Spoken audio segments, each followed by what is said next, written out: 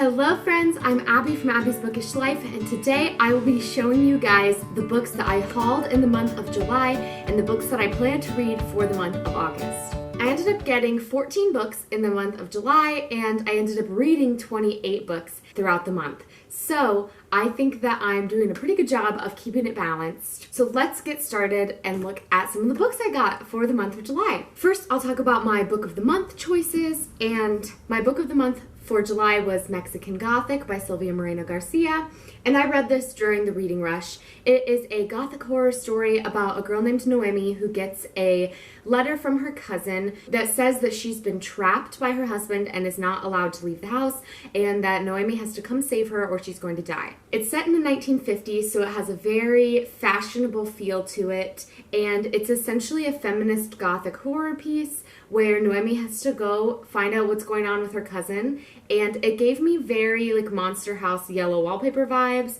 It is very much an atmospheric, heavy book that feels like you're in a fog almost. I really enjoyed this one. It's one of my favorites, and it got me back into reading horror, so I'm very thankful for that. Now, I did choose to add on one book for my book of the month, and that was The Seven Husbands of Evelyn Hugo by Taylor Jenkins Reid. I've heard so many good things about this, and I wanted to own a copy myself, so I did pick this up. This is about an aging and reclusive Hollywood icon, Evelyn Hugo, who decides that it's time that she tells her story. She picks what seems like a random reporter to tell her story to, but of course the reporter is not random, and the story follows why she picked that reporter, how their stories interweave, and what really just follows her life as she was this Hollywood actress. I've heard that there is a sapphic romance in this, so I'm really excited to pick it up and explore the life of Evelyn Hugo. Then I will talk about my Amazon First Reads. This month I chose what was considered the book club fiction pick, and that was The Last of the Moon Girls by Barbara Davis. I really enjoyed this story. I did end up reading it in the month of July, and it was an interesting mystery. It was a little bit predictable, and the writing was a little bit repetitive, but overall it was written really, really well. It kept me guessing, and the love story in it was just a really sweet component. It featured some of the niche things that I really enjoy in books, such as flowers being used as a symbolic effect. It's a really niche, like specific thing I love in books, but it had that. It also featured women who have gifts and are kind of ostracized and treated like witches because they have this supernatural gift, basically. It was kind of an empowering women's story because it is all about these moon girl women who are finding their path and traditionally have followed the same path and done the exact same thing, and Lizzie kind of says, I'm bucking that tradition and I don't want to do it, and she makes it fit into her life the way she sees fit. So I really enjoyed it. It was a great Amazon First Reads choice. Now, July also had a bonus Amazon First Reads choice, which I didn't know about until the very end of July. But normally you get one free book, and this month you got two free books. So I chose Cleo McDougall Regrets Nothing by Alison Wynne Scotch.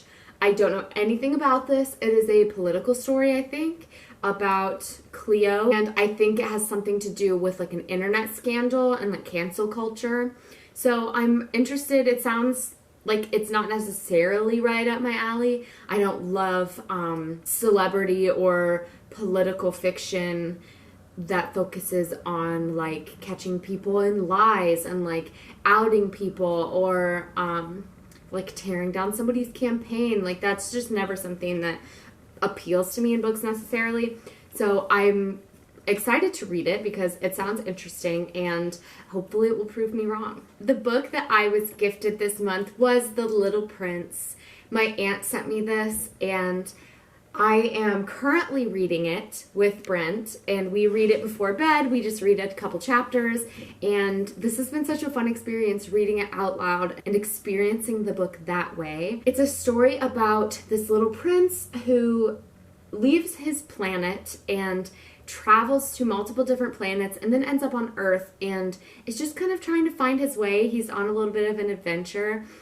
The symbolism in this is incredible, and I'm looking forward to finishing it because then I'm going to discuss it with some other people who have read it and have really delved into the symbolism of it. But it's just such a sweet book, and this edition has little illustrations in it, so it is very cute, and it's just a sweet little middle grade book, but it is a classic, so I'm very happy to own it. Next this month, I was reading a copy of The Name of the Wind by Patrick Rothfuss that I borrowed from my friend Allie, and I loved it so much that I decided I had to buy it. So I got this copy of The Name of the Wind by Patrick Rothfuss, and it is the 10th anniversary edition.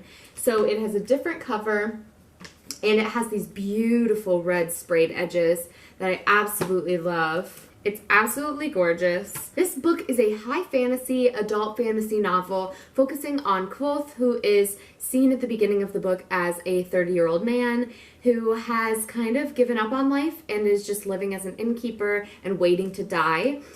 And this man called the Chronicler comes in and wants to tell Kvothe's story. And so he starts telling his story, and he tells the Chronicler, I'll tell my story, but it has to be told in 3 days. This is the first day of storytelling, and it takes place from Kvothe's childhood all the way up through like when he's 18. And this book features a magical university. It features magical children. It has some cool creatures that come out. It has excellent, beautiful descriptions of music, science, and traveling. It was just so immersive, and I read it in only a few days. It was definitely worth the read, and I had to buy it so that I can own it when I get ready to read the second book in the series. Next, I'm going to talk about the books that are Book of the Month editions of books, but that I bought at secondhand stores. So I did not buy all of these from Book of the Month. I did get the next 3 books from Half Price Books or a little bookshop in Yellow Springs that was selling secondhand books. The first one is Beach Read by Emily Henry. I haven't read this yet, so I don't know a whole lot about it, but I do know that it is a romance story featuring 2 writers who are writing 2 different genres of books, and both of them are on this vacation because they're feeling some writer's block. They are not able to complete their stories, so they decide to switch genres and switch stories and basically agree to write the other person's story, and a romance ensues. I hear great things about it, and I got this for such a good price, especially for it being a Book of the Month book, because Book of the Month books for me are $9.99 to add on to my box. And so if I see a Book of the Month book at a second-hand store and it's less than $9.99, I get really excited because then it's like the cheapest I could buy it anywhere. Next up is Get a Life, Chloe Brown by Talia Hibbert.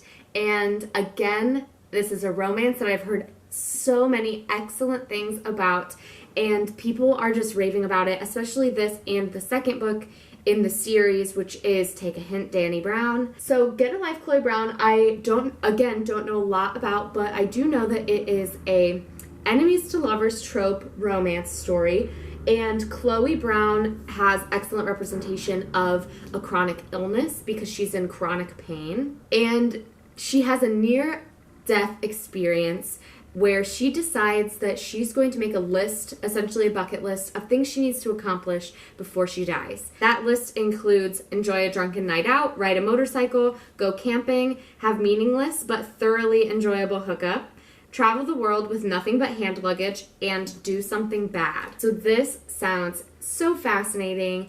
I love steamy romance, which I've heard that this is like a steamy romance story.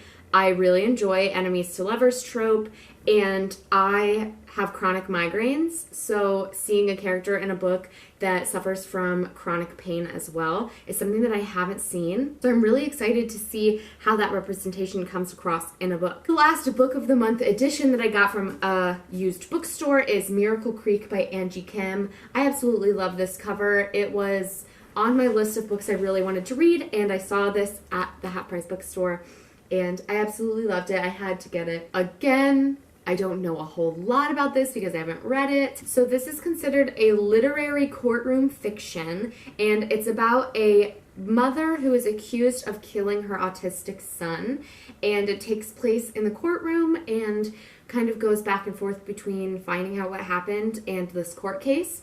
I do typically enjoy that in books, so I'm excited to get into it. I've heard that this is a hard read. It's a little bit emotional, but very impactful. Next this month, I bought With the Fire on High by Elizabeth Acevedo. I did listen to the audiobook for this during the reading rush, and I was obsessed, so I had to buy it.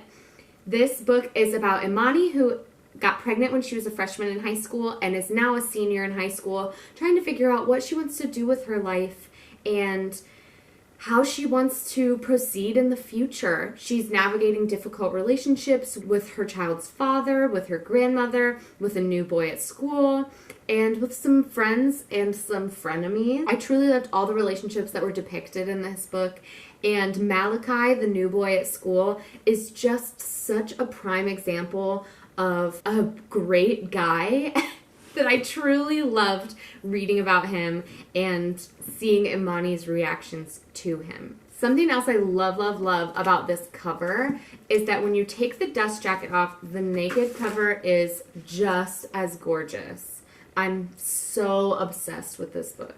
Another book that I got this month that has one of the most gorgeous covers is The Binding by Bridget Collins. This is a fantasy story about a boy named Emmett who is working in the fields when he gets a letter that says his apprenticeship is going to begin soon, where he is going to learn how to be a bookbinder. In this world, binding books means that you are binding these books of memories that people have chosen to forget. So if somebody has a memory that they want to get rid of, they put it down in this book, and the bookbinders bind it up for them. Now, Emmett is working as a bookbinder apprentice when he finds a book in his master's workshop that has Emmett's name on it, and he decides he wants to find out what it was he wanted to forget. I love books about books, and I'm truly so fascinated by this concept, and I really want to know what it is that Emmett wanted to forget. This book I had to buy because when you take the dust jacket off, it has some of the most beautiful gold foiling on the book that I've ever seen. I just love all the intricate details. It is so, so beautiful, and I had to own it. The author of The Binding, Bridget Collins, writes mostly young adult books, and this is her first adult book. So I'm eager to see how the writing has shifted for her into this adult fantasy. Also this month, I bought Opium and Absinthe by Lydia Kang. You all probably know by now. I read this as my Amazon First Reads choice. I absolutely loved it. It is the story of Tilly Pembroke, whose sister gets murdered right before her wedding, and it appears as if a vampire has done it, and nobody really is doing anything. Nobody's trying to find the killer. So Tilly takes it into her own hands to find who murdered or what murdered her sister. And it ties together three major happenings from the year 1899, which is the year that this is set. And in 1899, Dracula was published. Opium and absinthe became widely used as drugs for all kinds of ailments. And the Newsies strike took place during 1899 as well. And so this book just masterfully ties in all three of those concepts, and it was just very, very interesting. I was absolutely hooked the entire time. I had to own the physical copy because I want to read it again with my eyeballs, but holding the book. Another book that I absolutely love the cover is Hamnet by Maggie O'Farrell. This is a historical fiction story about two twins who are based on Shakespeare's actual two children, and their relationship, their grief, it focuses on the family dynamic as a whole, and kind of especially about Hamnet, who was Shakespeare's son. It really is just an exploration of Hamnet as a person and what his life might have looked like. And it says that it is inspired by the son of a famous playwright. It is a story of the bond between twins and of a marriage pushed to the brink by grief. So it sounds sad, but this cover is absolutely gorgeous. And if you take the dust jacket off, again, this gold foiling is just everything. I am obsessed. Next this month, I bought The Surface Breaks by Louise O'Neill, and this is a reimagining of The Little Mermaid. It is a feminist retelling of it. So it is the story of Gaia, who dreams of freedom and of escaping her controlling father, and it kind of follows her process as she does that. Most of you probably know the story of The Little Mermaid, so I'm not going to try to explain to you what The Little Mermaid is about. But essentially it's about a mermaid who is trying to escape her father. I've heard that this has some pretty serious trigger warnings in it, so I'm eager to get into it and see what this book is about. It says, this is a book with the darkest of undercurrents, full of rage and rallying cries, storytelling at its most spellbinding. And the last book, maybe the book that I'm most excited about reading, is The House in the Cerulean Sea by T.J. Klune. This is all over BookTube right now. It is one of the hottest books in the book community, and it is an adult fantasy novel. This book has been described as a young adult story for adults. It gives me kind of, I haven't read it yet, but just reading about the synopsis gives me Home for Wayward Children vibes, or Series of Unfortunate Events vibes. So this story is about Linus, who is in charge of making sure that magical children are being cared for, and he's basically like the children's services worker for magical children. And he is summoned by extremely upper management to go on this super special case to visit this house out on the Cerulean Sea, where it is an orphanage for magical children. But I've heard some very interesting things about what kinds of kids are there, and just magical children's stories are some of my favorites. I love reading about kids who have magical powers. There's also a prominent gay relationship in this. I'm pretty sure it's a male-male relationship, so I'm very eager to get into that. It just sounds so right up my alley. This cover is beautiful. It has some beautiful colors in it. And I'm just really ready to read about some magical children in a magical orphanage and some gay romance. Now, let's get into my TBR for the month of August. As usual, I'm not going to tell you everything I'm planning on reading, mostly because I don't know how much I'm going to be able to read this month since I am going back to work. I will give you a little bit of an idea of what I'm reading this month. So I am planning on picking up The House in the Cerulean Sea this month. Like I said, I'm really excited to read it. I have a couple audiobooks that I think will be available this month, including Homegoing by Yagyasi and Freshwater by Akwaeke Emezi. I'm also planning on picking up Foundry Side, which is an adult fantasy, and Untamed by Glennon Doyle, which is a memoir type book that my beautiful friend Danielle let me borrow. Thank you, Danielle. I'm participating in 2 readathons this month, including the Read-A-thon, which is hosted by Books and Lala, and it focuses on reading Canadian authors and publishers. And so I am planning on reading The Glass Hotel by Emily St. John Mandel. This was the author of Station 11, which I absolutely loved, so I'm excited to get into this. I'm also planning on picking up The Sundown Motel by Simone St. James and Gods of Jade and Shadow by Sylvia Moreno Garcia, who is the author of Mexican Gothic, which again I really enjoyed. And then the other readathon I'm participating in is Summerween, which is hosted by Gabby Reads and Olivia Reads a Latte, and this takes place in the last week of August. It's all about reading thrillers or horrors at the end of summer and celebrating Halloween at the end of summer. And so for that, I'm loosely planning on reading 5 books. There are 5 prompts. So for the prompt of a book with a creepy cover, I'm planning on reading The Silent Patient by Alex Michaelides. For a supernatural and or paranormal book, I have 2. I'm thinking of Pet Sematary, or I might read The Whisper Man by Alex North. A book with a haunted house. I don't have any haunted house books on my TBR, but Turn of the Key is like a scary story that takes place in a house, so I'm going to count that. So Turn of the Key by Ruth Ware. For reading a book in the dark, I think that I'm going to read Lock Every Door by Riley Sager. I'm really excited to read that, and so I'm planning on either building a fort or maybe just reading it only at nighttime. I don't know, we'll see.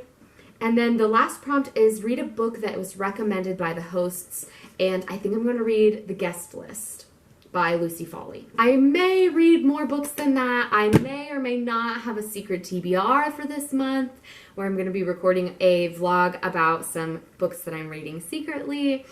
So you guys will just have to stay tuned to find out about those. But those are some of the books that I'm planning on reading this month. That is going to be all for me today, friends. Thank you so much for watching. Please like, comment, subscribe. I love you all very much, and I will see you next time. Bye, friends.